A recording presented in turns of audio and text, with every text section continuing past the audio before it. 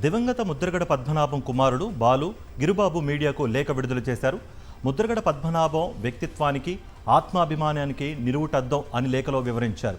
ఆయన మరణం అనంతరం ఏం చేయాలనే దానిపై తమకు చాలా స్పష్టంగా ఒక అవగాహన ఉందన్నారు. ముద్రగడ నిర్ణయం మేరకే అంత్యక్రియల ప్రక్రియ నడిచిందన్నారు.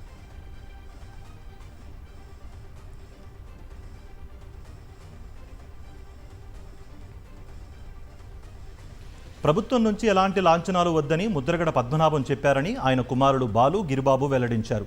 తమ తండ్రి నిర్ణయం మేరకే అధికారిక లాంఛనాలను తిరస్కరించామని అన్నారు. ఈ విషాద సమయంలో తమకు అండగా ఉండి ముద్రగడపై అపార గౌరవాన్ని చాటిన వైఎస్ జగన్కు కృతజ్ఞతలు అని లేఖలో తెలిపారు.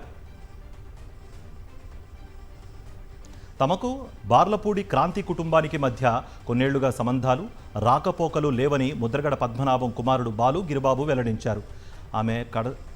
ఆయన కడచూపుకు రాకూడదన్న నిర్ణయం ముద్రగడదేనని ఆయన కుమారుడు స్పష్టం చేశారు. తమను మానసిక క్షోభకు గురిచేసే కథనాలు ప్రసారం చేయొద్దని మీడియాకు విజ్ఞప్తి చేశారు బాలు గిరిబాబు.